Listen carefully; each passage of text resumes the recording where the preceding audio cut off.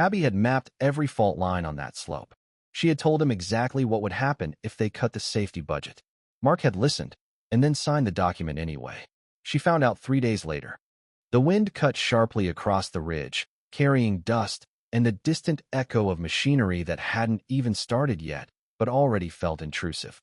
Abby stood near the marked boundary line, arms crossed, eyes fixed on the uneven face of the mountain as if it were speaking to her in a language only she understood. She didn't turn when she heard footsteps behind her. "If you're here to tell me the flags are placed correctly, save it," she said flatly. "They're not." Mark stopped a few steps away, slightly thrown off not by her words, but by how certain she sounded. He glanced at the markers, then back at the terrain, trying to align what he saw with the plans in his head. "They matched the survey data," he replied, controlled, professional. "Down to the meter." Abby finally looked at him. Not impressed. Not hostile either. Just measuring. "Your data doesn't account for what happens after 3 days of rain," she said. "Or what happens when the upper layer shifts half a meter because the rock underneath fractures." She pointed toward a section of the slope that looked stable to an untrained eye. "There. That entire segment moves. Not dramatically. Just enough to bury people who think it won't." Mark followed her gesture, narrowing his eyes. "We ran geological simulations. And I've pulled bodies out of simulations like yours." Abby cut in, her voice still calm, which somehow made it hit harder. "You're building into a living structure, not a static model." There was a pause. Not silence exactly. The wind filled it, but something shifted in the space between them. Mark exhaled slowly, stepping closer to the edge, crouching slightly to observe the rock layering. He didn't argue immediately. That, more than anything, made Abby tilt her head just a little. "Show me," he said. She didn't move for a second, as if deciding whether he was worth the effort. Then she walked past him without a word, expecting him to follow. He did. They climbed a narrow path along the side, Abby moving with confident precision, Mark more careful but determined not to fall behind. After a few minutes, she stopped and tapped the ground with the heel of her boot. "Here," she said. "Looks solid, right?" Mark nodded. Compacted surface, minimal erosion. She kicked a small stone down the slope. It slid, then suddenly dropped out of sight as part of the surface gave way beneath it. Not a landslide, just a quiet collapse. Mark stared. "That's not in the report." "No," Abby said, "because reports don't walk the mountain." He straightened slowly, looking at her differently now. Not as an obstacle, not as someone overstepping, as someone who knew something he didn't. "You're the rescue lead?" he asked. "Senior guide and rescue coordinator," she corrected. "Means I deal with consequences when people make confident mistakes." A faint smile touched Mark's lips despite himself. "And you assume I'm about to make one." "I don't assume," Abby replied. "I'm watching it happen in advance." For a moment, it could have turned into another argument. He could have pushed back, defended his design, cited credentials, years of work, the significance of the project. Instead, he looked back at the unstable section, then at the rest of the terrain stretching out around them. Beautiful, dangerous, indifferent. "What would you change?" he asked. That question landed differently. Abby studied him again, longer this time, testing if it was genuine. When she spoke, her tone shifted, still firm, but now engaged. "Reinforce the base here and here," she said, stepping closer and pointing out 2 pressure zones. "Shift your primary structure 5 meters back, and stop pretending the mountain will adapt to your design. It won't." Mark let out a quiet breath, running a hand through his hair. 5 meters changes everything. Not changing it risks everything. Abby shot back. He looked at her, really looked this time. Wind pulling strands of her hair loose. Eyes sharp, completely grounded in reality while he was still half inside blueprints and projections. "You don't compromise much, do you?" he said. "Not when people's lives are the price," she answered. Another pause, but this one felt different. Not friction, alignment, or the beginning of it. Mark nodded slowly. "All right," he said. "Then I need you." Abby raised an eyebrow. "That wasn't a job application." "I know," he said, a hint of something warmer slipping into his voice. "It's a requirement. If I'm going to make this work without killing anyone or destroying the project, I need someone who knows this place the way you do." She considered that. Not flattered, not convinced either, but not dismissing it. "You're asking me to babysit your design?" she asked. "I'm asking you to make sure it survives reality," Mark replied. A small, almost invisible shift in her expression. Interest. And if I say no, she said. Then I redesign blind, he said honestly. And you'll be the one dealing with the fallout. That earned him the faintest smirk. At least you're self-aware. Mark allowed himself a short laugh. Occupational hazard. The wind picked up again, stronger this time, pushing against them both. Abby glanced once more at the slope, then back at him. This isn't just a project for you, is it? She asked. No, he said quietly. It's not. Something in that answer, its simplicity, maybe, made her hold his gaze a second longer than necessary. Fine, Abby said at last. I'll walk the site with you. Mark nodded, but didn't hide the relief in his expression. Good. But, she added sharply, stepping closer, her voice dropping just enough to make it personal. You listen when I tell you something's wrong. I will, he said without hesitation. She studied him one last time, searching for doubt, ego, resistance, finding less than she expected. We'll see, she said. They stood there for a moment longer, side by side, looking out over the mountain that was about to become both a shared challenge and something neither of them fully understood yet. Neither of them said it, but something had already started. Not trust, not yet, but the kind of tension that doesn't push people apart. It pulls them closer, whether they're ready or not. The fire cracked softly, sending sparks into the dark as the cold settled deeper into the mountain. Abby sat on a flat stone, elbows on her knees, watching the flames more than the view, while Mark adjusted a metal mug over the heat, trying to look like he belonged there. You hold it too close, and it'll taste like ash, she said without looking at him. Noted, he replied, pulling it back slightly, then glancing at her with a faint smile. You always correct people this efficiently, or am I getting special treatment? She let out a quiet breath that could have been a laugh. You're the one building a structure where gravity is already negotiating. You get priority. Mark nodded, accepting it without defense. Fair.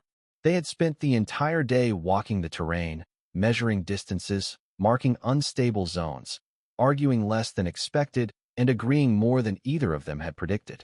Now, with the work done for the day, the silence between them felt different, less like distance, more like space being shared. You're not what I expected, Mark said after a moment. Abby glanced at him. Let me guess. You expected resistance, attitude, someone trying to shut the project down. I expected someone who already decided I was wrong before I opened my mouth, he said. And instead, she asked. He looked at her, steady. Someone who proves it. That landed. She looked back at the fire, but there was a subtle shift in her posture. Less guarded. You're not what I expected either, she admitted. Let me guess, Mark said, echoing her tone lightly. Arrogant architect who ignores warnings and pushes forward anyway. That was still accurate this morning, she said. And now, he asked. Abby paused. Now you're adjusting. He exhaled slowly, nodding. Yeah. Turns out reality doesn't care about clean lines and perfect angles. It never does, she said. Silence again, but this time it settled comfortably. Mark handed her the mug. Try it. If it's terrible, I'll take full responsibility. She took it, their fingers brushing briefly. Nothing dramatic, but enough to register. Abby lifted the mug, tasted it, then gave a small nod. Not bad. That sounds like high praise coming from you. It is. He sat down across from her, closer than before, but not intruding. The firelight moved across his face, softening the sharp edges of concentration she'd seen all day. Why this project? She asked suddenly. Mark didn't answer immediately. He looked out into the darkness beyond the fire, as if the answer was somewhere out there. Because it matters, he said finally. Not just as a building. As proof. Proof of what? Abby asked. That something complex can exist in harmony with something unpredictable, he said. That structure doesn't have to dominate the environment to survive in it. Abby studied him carefully. And you believe that? I want to, he said. Then, quieter, I need to. There was something in that, something not entirely professional, something personal. Abby looked down at the fire, thinking. The mountain doesn't care what you want, she said. I know, Mark replied. That's why I'm here with you instead of back in an office pretending I've already solved it. That earned him another small look from her. Longer this time. You're not afraid of failing, are you? She asked. Mark smiled faintly. I am. I just don't let it stop me.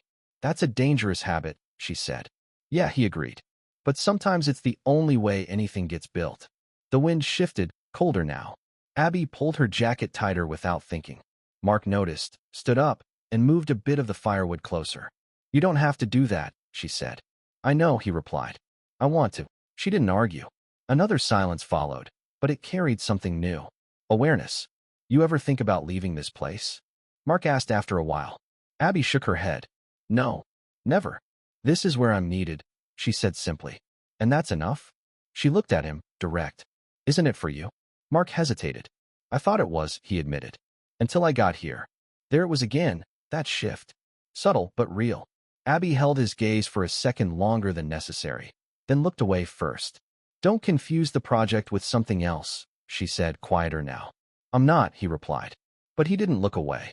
The fire crackled between them, the only sound for a few seconds that felt longer than they were. You're going to have to change a lot, Abby said, bringing it back to something safer. If you want this to work. I know, Mark said. And not just on paper. I know that too. She nodded once, satisfied for now. They sat there, the distance between them no longer just physical. Something had formed in the hours between arguments and shared effort. Not declared, not defined, but present. When Abby finally stood up, brushing dust from her hands, Mark followed without hesitation. Early start tomorrow, she said. I'll be ready, he replied. She started walking back toward the temporary camp structures, then stopped for just a second, glancing back at him. Don't be late, she added. Mark smiled just slightly. Wouldn't risk it. She turned away again, but this time there was the faintest trace of something lighter in her step. Behind her, Mark stayed by the fire for a moment longer, watching the flames die down, replaying the day, not the terrain, not the calculations, but the conversations. The way she challenged him, the way she saw things he didn't, the way, without trying, she was already changing how he approached everything. And somewhere between the mountain and the firelight, between friction and understanding, something had begun, quiet, steady, and impossible to ignore. The glass walls of the temporary project office reflected the mountains like something distant and contained, as if the wild terrain outside could be reduced to a clean visual layer. Inside, everything was controlled: temperature, light, numbers on screens.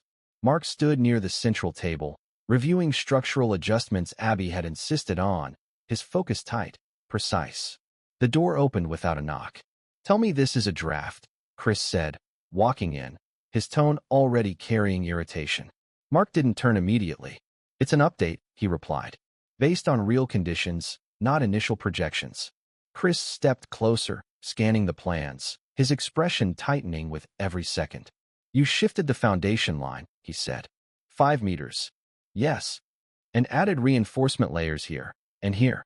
Chris tapped the screen sharply. The board is already breathing down my neck about the Q3 deadlines, Mark. We don't have the luxury of perfect when functional is what was promised to the investors. Do you understand what this does to the budget? Mark finally faced him. It keeps the structure stable. That's not what I asked, Chris snapped. It increases costs by around 30%, Mark said evenly. 30, Chris repeated, almost laughing, but there was no humor in it. You're telling me you want me to approve a 30% increase because a guide with a rescue badge thinks the mountain feels unstable? Mark's jaw tightened slightly. She doesn't think.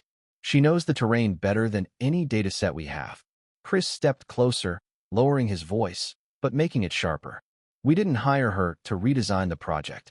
We didn't hire the mountain either, Mark replied, holding his ground. But it's still in control. For a second, the air between them went still. Chris exhaled slowly, then straightened, shifting tactics. Listen, he said, calmer now, controlled. You're talented. That's why you're here. This project, it's your breakthrough. The one that puts your name where it belongs. He gestured at the plans. But not if you bury it under unnecessary costs. They're not unnecessary, Mark said. They are if no one notices the difference. Chris countered immediately. We passed the environmental committee with the original report. Construction starts. Later, if something needs adjusting, we handle it internally. Quietly, Mark stared at him. You want me to sign off on outdated data? I want you to keep the project alive, Chris corrected. Because if you don't, we don't just lose money, we lose credibility. Investors walk. Your bureau takes the hit. He paused, letting that settle. And you'll be the one who killed it. That landed harder than Mark expected. Not because it was new, but because it was being said out loud. The geological instability is real, Mark said, slower now. If we ignore it. We're not ignoring it, Chris cut in. We're managing perception. Mark let out a quiet breath, looking down at the plans again. The reinforced sections Abby had pointed out. The shift in foundation. Every change grounded in something tangible, something he had seen with his own eyes. Chris watched him closely, then delivered the final push. You have two options, he said, his voice now completely steady. You submit the report as it is, clean, approved, on budget. Or I pull funding. Entirely. Mark looked up sharply. You'd shut it down? I'd protect the company, Chris said. And you'd be responsible for the loss. Contracts, penalties, reputation, it all lands on you. Silence. Not empty. Pressurized. You're asking me to lie, Mark said. I'm asking you to prioritize, Chris replied. Mark held his gaze, searching for any sign this was negotiable. It wasn't. Think carefully, Chris added. Because this isn't just about a report. It's about whether you're capable of leading something at this scale. He turned, already done with the conversation. I need your signed approval by tonight. The door closed behind him with a soft click that felt louder than it should have. Mark stayed where he was, unmoving for several seconds. Then he looked back at the plans again, but now they felt different. Not just lines and structures, but consequences. His phone buzzed lightly on the table. Abby. A short message, heading back from the lower ridge. Found another weak zone. We need to adjust again. Mark stared at the screen, then at the reinforced sections he had already added because of her. Every adjustment had made the project more real and more complicated. He typed a response, then stopped. Deleted it. Started again. We'll review it tomorrow. He didn't send it immediately. His thumb hovered over the screen for a second longer than necessary. Then he pressed send. The office felt smaller now. Mark walked to the window, looking out at the mountain, unchanged, unmoved, completely indifferent to the decisions being made inside a glass room. He ran a hand over his face, exhaling slowly. 30%. One signature. One choice that would define everything that followed. Behind the calm surface of his expression, something had already started to fracture. Not visibly, not yet, but enough to shift the weight of every next step. And somewhere out there, beyond the glass and the numbers, Abby was still walking the terrain, trusting that what they were building was grounded in truth. Mark closed his eyes for a brief moment, then opened them again. The clock was already counting. The office was almost empty when Mark finally sat down with the report open in front of him. The numbers hadn't changed. The risk zones were still there, clearly marked in his mind, even if they were absent from the version on the screen. He leaned back in the chair, staring at the signature line like it was something physical, something with weight. His phone lit up again. Abby. This time a photo. A fractured section of rock, the crack deeper than before, shadows cutting through it like a warning. This is expanding faster than expected, her message read. We need to lock the reinforcement plan before anything starts. Mark swallowed slowly, his eyes lingering on the image. He could almost hear her voice behind the words. Steady, certain, real. He put the phone face down. Silence pressed in around him. Chris's words replayed, precise and calculated. You'll be the one who killed it. The project. The bureau. Everything he had been building toward for years, condensed into one fragile opportunity balanced on a decision that now felt far too simple for its consequences. Mark leaned forward again, hands clasped, thinking through angles, alternatives, ways to hold both truths at once. If construction started, he could adjust internally, reinforce discreetly, redistribute budget lines, make it work without triggering scrutiny. It wasn't ideal, but it wasn't failure either. It's temporary, he muttered under his breath, as if saying it out loud made it more real. Just until it's stable. The cursor blinked. Waiting. Mark exhaled once, sharp, then moved the mouse. Signed. The moment was quiet. No dramatic shift. No immediate consequence. Just a small digital confirmation that something irreversible had been set in motion. He sat there for a second longer, staring at his own name on the report, then closed the file. Outside, the sky had already darkened. The storm clouds were gathering, turning the evening sky into a bruised purple, and they had taken refuge in the small, cramped interior of Abby's supply cabin. The space smelled of dry cedar and rain-dampened gear. Abby was leaning against a workbench, a map spread out before her, Her posture relaxed in a way that felt rare. She looked up when Mark entered, and something in her expression changed immediately. Warmer, open. "The weather's turning," she said, but there was no edge to it. "Just made it back," Mark replied, shaking the first droplets of rain from his jacket. She studied him for a second, then nodded toward the fire. "Come on. I managed to make something that's actually edible this time." "That sounds like a challenge," he said, sitting down across from her. "It is," she replied lightly. "Don't ruin it." He almost smiled. For a few minutes, they didn't talk about work. Just small things, how the wind had shifted earlier, how one of the markers had nearly come loose, the kind of quiet, grounded conversation that came easier now. Mark listened, responded, but part of him stayed somewhere else, back in that office, in that moment. Abby handed him a metal plate. Their fingers brushed again, lingering just a fraction longer than before. She didn't pull away immediately this time. "You okay?" she asked, watching him more closely now. Mark met her eyes. There it was, the question he had known was coming, even if she hadn't asked it directly yet. "Yeah," he said. She didn't look convinced. "What happened with the report?" she asked, keeping her tone neutral but focused. "You said you'd review things tonight." Mark felt the tension rise, subtle but immediate. This was the moment. Small, simple, the kind that could still go either way. He could tell her. He could explain the pressure, the ultimatum, the plan to fix it later. Or, "It's fine," he said. "No major issues." The words came out smoothly. Too smoothly. Abby held his gaze, searching. "No instability concerns?" she pressed. Mark shook his head, steady. "Nothing that affects the foundation." A pause. Long enough to matter. Something in her expression shifted. Not fully doubt. Not yet. But a slight tightening, like a thread pulled just enough to be noticed. "Are you sure?" she asked. Mark didn't hesitate this time. "Yeah." The lies settled between them, invisible but present. Abby looked at him for another second, then nodded slowly. "All right," she said, turning her attention back to the fire. "Then we move forward." "Yeah," Mark echoed quietly. But the word didn't feel the same. They continued eating, the conversation picking up again, but it had changed, just slightly. Abby was still there, still engaged, but something in her attention had sharpened. Mark answered when she spoke, even laughed once, but every moment carried an undercurrent he couldn't ignore. At one point, she leaned back slightly, studying him again. "You know," she said, almost casually, "I trust what you say out here more than anything written in a report." Mark's grip on the plate tightened just a fraction. "That's good," he replied. "Because out here," she continued, her voice quieter now, "mistakes don't stay theoretical."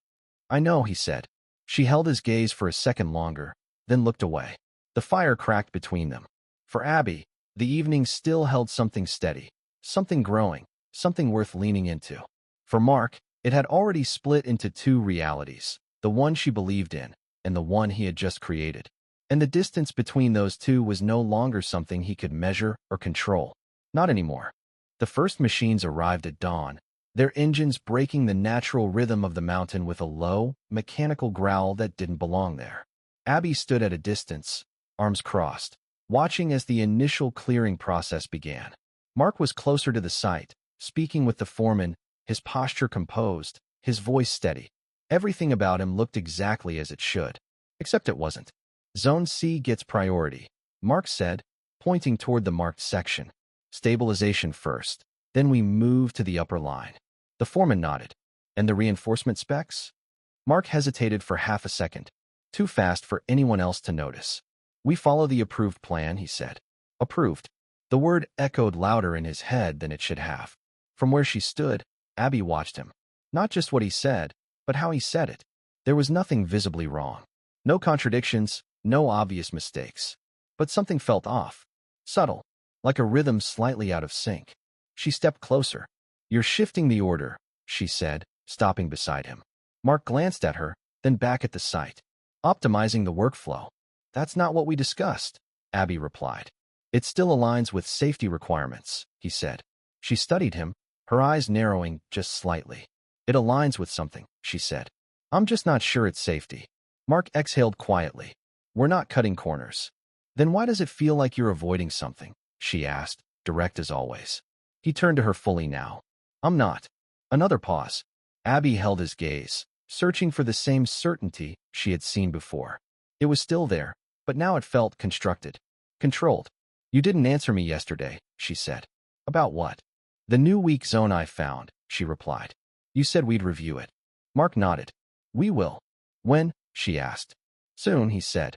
"We just need to get the initial phase moving." That wasn't like him. Before, he would have stopped everything to reassess. Now he was pushing forward.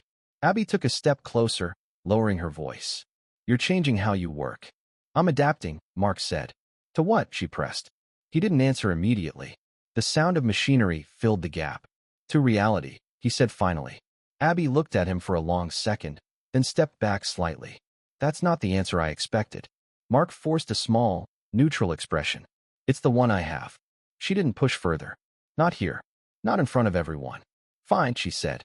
"But I'm checking the lower ridge again today. Alone if I have to." "You don't have to," Mark said quickly. "I'll come with you." Abby shook her head. "You're busy with your optimizations," she replied, a faint edge slipping into her tone. "I won't slow you down." Before he could respond, she turned and walked away. Mark watched her go, something tightening in his chest that had nothing to do with the cold air. The day stretched longer than it should have. Mark moved through meetings, approvals, adjustments, every action precise, every decision calculated. On the surface, everything was working. The schedule held. The team followed instructions. Progress was visible. But every time he looked at a section of the site, he saw what wasn't being addressed. Every time he signed off on something, he felt the weight of what he had already signed. Everything on track. Chris's voice came through his phone later that afternoon. "Yes," Mark replied. "No complications?" "No," he said. A brief pause. "Good," Chris said. "That's what I expect from you." The call ended. Mark lowered the phone slowly, staring out at the site again. Workers moved across the terrain, trusting the plan beneath their feet. Trusting him. By the time Abby returned, the light had already started to fade. She didn't go to the fire. Didn't slow down. She walked straight toward Mark, her expression focused, sharper than before. "We need to talk," she said. Mark nodded once. "All right. Not here." He followed her without question. They stopped at a quieter edge of the site, away from the noise. "That section I told you about?" Abby began. "It's worse. The instability is spreading. Faster than yesterday." Mark felt the words land exactly where he expected them to. "We'll adjust," he said. "When?" she asked immediately. "Soon." "That's not an answer," Abby said, her voice tightening. "You're delaying." "I'm managing priorities," Mark replied. "Safety is the priority," she shot back. "It is." "Then act like it." Silence. The tension between them wasn't explosive. It was sharper than that. Controlled, but cutting deeper with every exchange. Abby stepped closer, her eyes locked on his. "You're not telling me something." Mark held her gaze. "That's not true." "Then why does it feel like I'm working with someone else?" she asked. That hit. Because part of him knew exactly what she meant. "I'm right here," he said quietly. "No," Abby replied, just as quiet. "You're not." The words hung there, heavier than anything else she had said. For a moment, neither of them moved. Then Abby shook her head slightly, stepping back. "I'm not going to argue with you," she said. "Not yet." "Abby, when you're ready to actually deal with what's happening," she cut in, "you'll come find me." She turned and walked away again, this time without looking back. Mark stayed where he was. The sounds of construction continued behind him, steady, relentless. But inside, the structure he had been trying to hold together was already under strain. He could feel it now, not as a distant possibility, not as something he could fix later. As the foreman hesitated again. "You'll have to get that from." "I know exactly where I'll get it," she cut in. The temporary office felt colder than the mountain. Abby moved through it quickly, pulling up files, accessing reports, scanning through versions with a precision that came from knowing exactly what she was looking for. Dates, edits, signatures. Then she found it. The final report. Clean. Approved. Stable. Wrong. Her eyes moved to the signature at the bottom. Mark. For a second, nothing happened. No immediate reaction. Just stillness. Then she opened the earlier draft, the one they had discussed together. The instability zones. The reinforcement requirements. The shift in foundation. All gone. Replaced. Her breathing slowed, controlled, but something underneath it shifted hard. "No," she said quietly, more to herself than anything else. But the evidence didn't change. A sound behind her made her turn. Mark. He stopped when he saw her standing there. The screen still open, the report clearly visible. He hadn't closed it. Not because he was careless, but because the weight of the signature had left him staring at the screen for an hour, paralyzed by the finality of it, until the sound of the door had startled him back to the present. For a brief moment, neither of them spoke. "You signed it," Abby said. Not a question. Mark didn't answer immediately. He didn't need to. "That's not the version we agreed on," she continued, her voice steady, but only on the surface. "I know," he said. The simplicity of that answer hit harder than anything else. Abby stared at him. "Then explain it." Mark took a step closer, but not too close. "It's temporary," he said. "We start construction, then I adjust internally." "You lied," she cut in.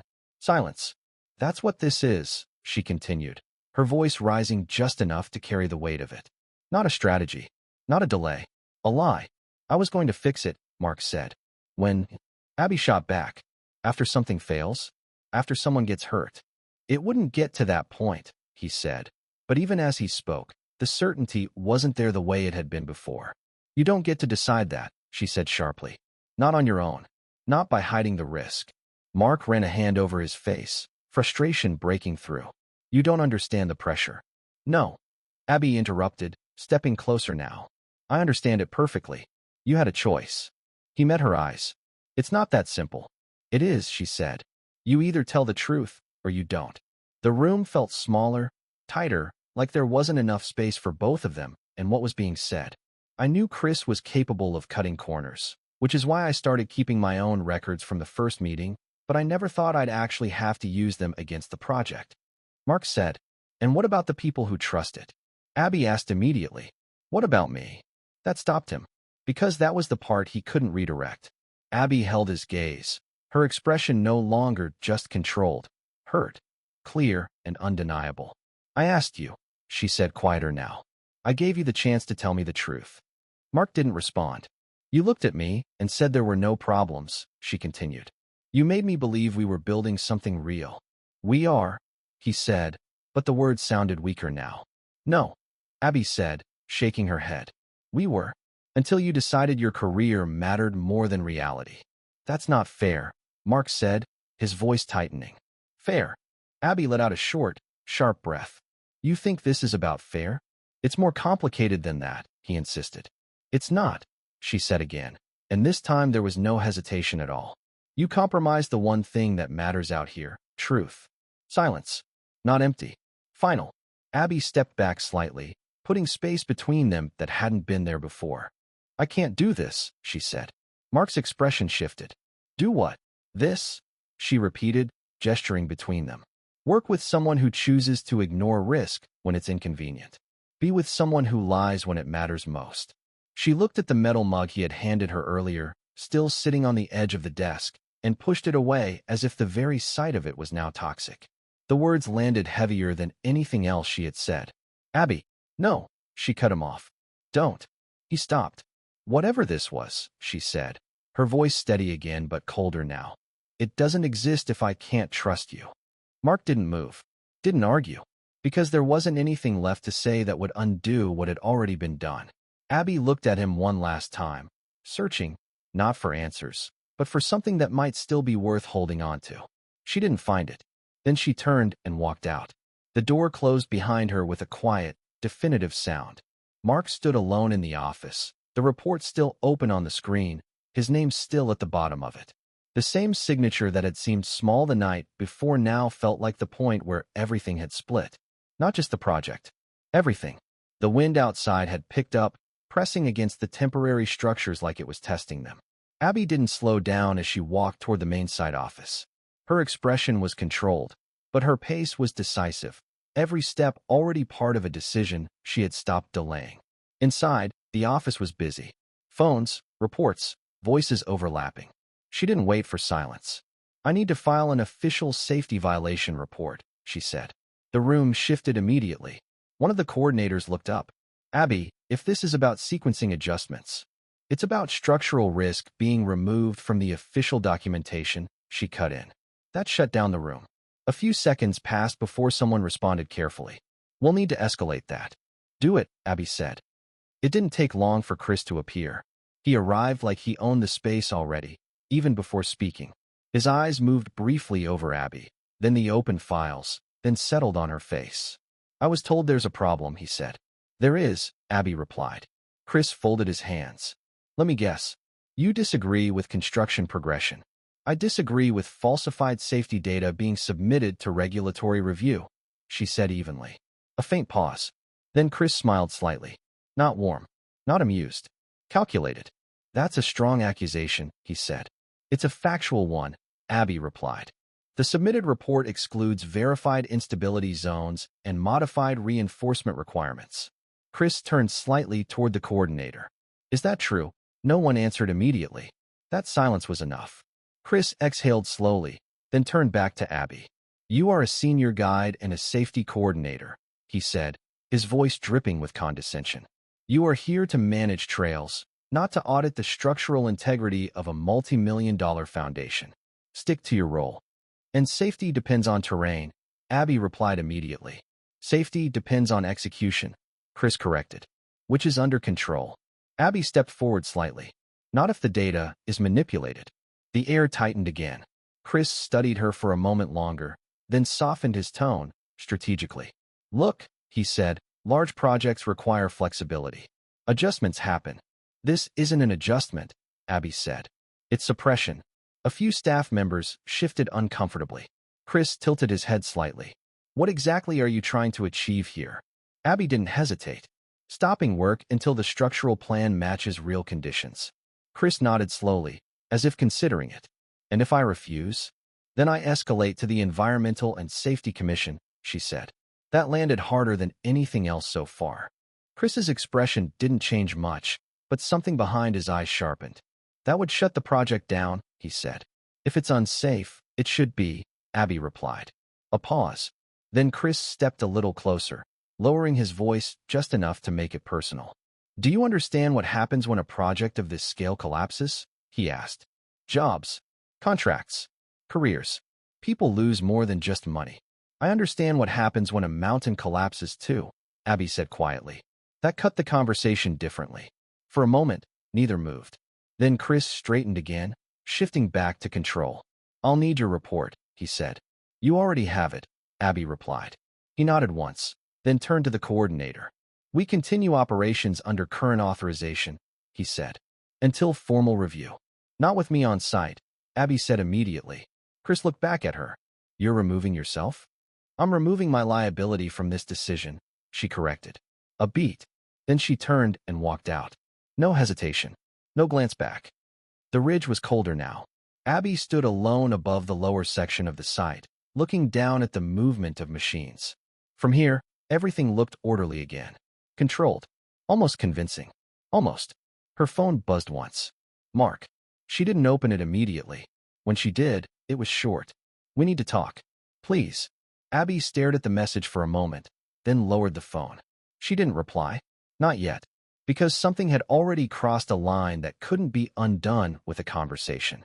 Below her, the construction continued. Above her, the wind stayed constant. And for the first time since she had met Mark, Abby didn't feel like she was fighting a project. She felt like she was fighting the people building it. And that changed everything. Mark found her at the lower ridge just before sunset. He didn't call out at first, just stopped a few steps behind her, like he wasn't sure he had the right to interrupt the space she had created. Abby didn't turn immediately. She already knew he was there. "You shouldn't be here," she said finally. "I had to be," Mark replied. A pause. The wind moved between them, colder now, sharper. Abby turned slightly. "Is this where you explain it again?" she asked. "Tell me it was temporary? Strategic?" "No," Mark said quietly. "I'm not here to justify it." That made her look at him fully. For the first time since the office, he wasn't carrying the controlled posture of someone managing consequences. He looked like someone who had already lost control of something important. "I made a mistake," he said. Abby didn't respond immediately. "That's not enough," she said finally. "I know," Mark replied. Silence stretched between them again, but this time it wasn't empty. It was heavy with everything that had already broken. "I saw Chris today," Abby said. Mark's expression tightened. "He pushed you." "He tried," she corrected. "I didn't give him anything." A faint nod from Mark. "That's good. I'm filing escalation," Abby continued. Safety Commission. Environmental review. Everything. I expected that, Mark said. Did you? She asked, sharper now. Or did you expect me to stay quiet like everyone else? That hit. Mark shook his head slightly. No. I expected you to do exactly what you're doing. A pause. Abby studied him. Then why are you here? Mark looked down briefly, then back at her. Because I'm not staying on his side anymore. That shifted the air again. Abby didn't react immediately. You're late, she said. I know, he replied. Another silence. Then Mark took a step closer. Not too much. Not enough to cross into her space without permission. I signed the report, he said. Chris forced the direction. I followed it. But I also have everything he didn't think I kept. Abby narrowed her eyes slightly. What do you mean? Mark pulled out his phone. I recorded the internal directive meetings, he said. Emails. Budget pressure. He explicitly instructed removal of safety modifications. Abby's expression changed, subtle, but immediate. Focus sharpening. You documented it, she said. Yes, Mark replied. A pause. Then Abby exhaled slowly. Why now? Mark didn't answer instantly. Because I thought I could fix it quietly, he said. And I was wrong. That was the first fully honest sentence he had said since the lie. Abby looked away for a moment, processing. This doesn't undo what you did, she said. I know, Mark replied. But it changes the leverage, she added. Yes, he said. Silence again, but different now. Less fractured. More structured. Abby turned fully toward him. If we do this, she said, Chris will fight back. I know, Mark said. He'll try to bury you too, she continued. I know that too. A pause. Then Abby nodded once, small but decisive. Then you don't half-step anymore, she said. I'm not, Mark replied. She held his gaze for a second longer, then turned slightly toward the ridge below. Then we build the case properly, she said. Everything. Not just his directives. The terrain reports. The deviations. The construction shifts. I've already started organizing it, Mark said. That made her look at him again. You've been planning this? She asked. No, he said. I've been preparing for the consequences. A beat. Then Abby gave a short, almost imperceptible nod. Good, she said. It wasn't forgiveness. But it was alignment. By the time they reached the temporary office together, the dynamic had already changed. No longer individual opposition. Something coordinated. Mark opened his laptop. Abby laid out printed terrain scans. They didn't talk much at first. They didn't need to. What's this? Abby asked, pointing at a file. Internal memo from Chris's office, Mark replied. It confirms cost-cutting instructions tied directly to safety modifications. She scanned it quickly. This alone isn't enough. I know, Mark said. It's part of it. Abby leaned back slightly. We need sequence evidence, she said. Before and after structural changes tied to approval timestamps. I have that, Mark replied. That made her pause.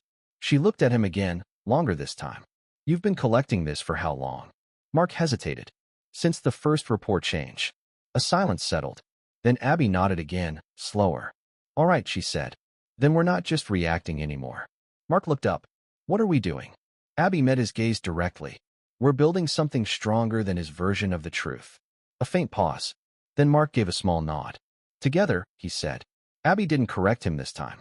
Outside, the construction lights flickered on across the site below. But inside the office, for the first time since the project began, the direction was no longer controlled by Chris alone. And the fight had officially changed sides. The hearing room was colder than Mark expected. Not physically. Everything was controlled, neutral, designed to feel objective.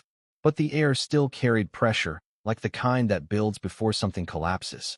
Abby sat a few seats away from him, not looking at him, focused entirely on the panel in front. Chris stood at the opposite side.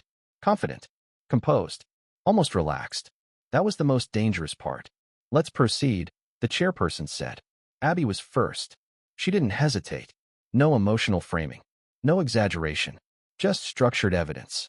We are presenting documented deviations from approved structural safety protocols, she said, including removal of reinforcement zones identified during field assessment, confirmed by both geological surveys and on-site observation. She clicked through the data. Maps. Timelines. Terrain scans. Then she looked up. These changes correlate directly with internal cost reduction directives issued by project investor Chris Harlow. A subtle shift in the room. Chris didn't react yet. Mark watched Abby as she spoke. Controlled. Precise. Not driven by anger anymore. Driven by certainty. Then it was his turn. Mark stood. For a second, he didn't look at the panel. He looked at Chris. Then he spoke. I approved a report that excluded critical safety modifications, he said. That decision was made under financial pressure and direct instruction from Mr. Harlow. A small murmur in the room. Mark continued. I have submitted encrypted server logs and time-stamped internal communications that cannot be altered. These records, along with recorded audio from our final directive meeting, confirm a deliberate and systematic suppression of structural risk data for financial gain. He paused. This is not a design disagreement, he said. It is a safety violation. Silence followed. Then Chris finally spoke. Calm. Controlled. You're presenting a narrative, he said. Not context. He stepped forward slightly. Yes, adjustments were made, Chris continued. Because without them, the project would have failed before construction even began. You call that suppression. I call it viability. Abby finally looked at him directly. That's not how safety works, she said. Chris turned toward her. And yet you're here, using data shaped by the same project structure you're condemning. A pause. Then he added, you're not neutral. That landed. Because it was partially true. But Mark stepped in immediately. She didn't approve anything, he said. She identified the risk. I ignored it. Chris smiled slightly. Exactly, he said. You ignored it. Not because you were negligent, but because you understood the cost of stopping. Mark didn't respond. Because Chris wasn't entirely wrong. The room shifted again. The chairperson raised a hand. We have sufficient documentation for preliminary review. Chris exhaled slowly, like someone watching a predictable outcome unfold. But Abby spoke again. There's more, she said. She turned a page. Independent structural reassessment conducted after unauthorized progression of excavation shows increased failure probability in Zone C and D by 42%. That number changed the tone. Not opinion. Impact. Chris's expression tightened slightly for the first time. Abby continued. If construction proceeds under current modifications, structural integrity cannot be guaranteed under seasonal load conditions. Silence. Longer now. The chairperson exchanged glances with other panel members. Then, we will issue a temporary suspension pending full investigation. Chris didn't react immediately. Then he spoke quietly. You're shutting down a multi-million project on probability? Abby answered immediately. No, she said. We're stopping it on certainty. Outside, the air felt different. Not because the mountain had changed, but because something inside the system controlling it had. Construction was paused. Orders reversed. Sites secured. Mark stood near the edge of the temporary staging area, watching as crews began shutting down operations. Abby walked up beside him. Neither spoke for a moment. Then Mark said, It's not over. It's not, Abby agreed. A pause. He looked at her. Chris will appeal. Yes, she said. And he won't stop, Mark added. Abby nodded once. No. Silence again. Then Mark exhaled slowly. I should have trusted you from the beginning. Abby didn't respond immediately. When she did, it wasn't soft. It wasn't forgiving. You should have trusted the truth, she said. Mark nodded. Yeah. A longer pause. Then Abby added, quieter now, but you came back to it. That mattered. Not as absolution. As fact. Weeks later, the revised plan was approved. Not Chris's version. Not the original rushed design. A new one, heavily reinforced, slower, more expensive, but stable. Mark's reputation was no longer intact in the old sense, but it was rebuilt differently. On transparency, on correction, on consequences faced instead of avoided. Chris was formally removed from oversight pending investigation. No celebration followed. Only continuation. The following months were a grind of bureaucracy and engineering audits. Mark spent weeks redesigning the core support system under the scrutiny of a new board, while Abby personally supervised the implementation of every deep rock sensor. The project didn't just resume. It was rebuilt from the ground up, slowly, with a transparency that cost time but bought stability. The completed structure rose into the mountain slowly, integrated into the rock instead of forcing itself through it. One evening, Abby and Mark stood on the finished lower terrace, wind lighter here, less aggressive. The sun dropped behind the peaks. This place looks different now, Mark said. It is different, Abby replied. A pause. Then he looked at her. We almost lost it. We did lose part of it, she said. We just rebuilt what mattered. Mark nodded slowly. They stood in silence again, not empty this time. Settled. Real. And for the first time since the beginning of everything, the mountain, the project, the conflict between them, nothing felt like it was about to break. Only something that had survived what should have destroyed it. The hotel was no longer a blueprint or a contested idea. It existed now, solid, integrated into the rock face like it had always belonged there, just waiting to be revealed. The final inspections had passed. The reinforcement zones held. The mountain no longer felt like an argument. It felt like a structure that had learned how to coexist with it. Abby stood on the upper terrace alone at first, hands resting lightly on the railing. The wind here was different, less sharp, more open. She could see the entire span of the project below, layers of engineering merging with natural formations instead of fighting them. Still checking for weak points? Mark's voice came from behind her. She didn't turn immediately. Habit, she said. He stepped beside her, not invading space, just sharing it. A quiet pause settled between them. No new fractures reported, he added. I know, Abby replied. Another silence. Not uncomfortable anymore. Just present. Mark leaned slightly on the railing. You were right, he said. Abby glanced at him briefly. About what specifically? Everything that mattered, he said. That earned a faint, almost invisible shift in her expression. Not a smile. Not quite. Something closer to acknowledgement. You weren't wrong about everything, she replied. A short breath of quiet agreement from him. Feels like a fair correction. They stood there for a moment longer, looking out over what had taken months of conflict, decisions, and consequences to become real. The structure held, Abby said. It held because you forced it to, Mark replied. She shook her head slightly. It held because you finally stopped pretending you could build it alone. That landed between them without resistance. Mark nodded once. Yeah. A pause. Then Abby turned slightly toward him. You almost destroyed it, she said. I know, he replied immediately.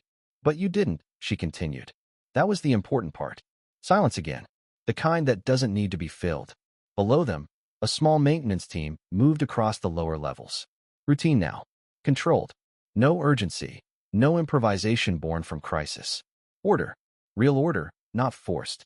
I used to think stability meant control, Mark said quietly. Abby looked at him. And now, she asked. He hesitated. Not because he didn't know, but because the answer mattered more now. Now I think it means listening before you decide, he said. Abby nodded slowly. That's a better definition. Another pause. Then Mark added, almost cautiously, we made a good team. Abby didn't respond immediately. She looked out at the structure again. You made a choice, she said. That's what changed it. Mark watched her, then the hotel, then the mountain beyond it. I made the right one too late, he said. Abby finally turned fully toward him. That still counts, she said. A quiet beat. Then, softer, less clinical, more personal, she added. But next time, don't wait until everything starts breaking. A faint exhale from Mark that could have been a laugh if it carried more air. I'll try not to build my decisions on collapse again, he said, then looked at her with a quiet, steady intensity. He looked at her, his expression finally clear. I just prefer being able to look at the mountain without feeling like it's waiting for me to fail. Abby felt the weight of that. A real foundation, finally. That's a start, she replied, her voice softening as she finally let her hand rest over his on the railing. The wind moved across the terrace, steady and calm. Not threatening. Just there. Mark looked at her for a moment longer than before. Not searching, not uncertain, just present. We're done here, he said. Abby nodded. With the construction. A pause. Then he corrected gently. With the fight. She considered that, then nodded once. Yes, she said. With that. They stood side by side as the sun lowered behind the mountains, casting long, clean shadows across the finished structure. No more ultimatums. No more hidden reports. No more versions of truth competing for survival. Just one foundation now. Built badly at first. Corrected painfully. And finally, strong enough to hold what came next.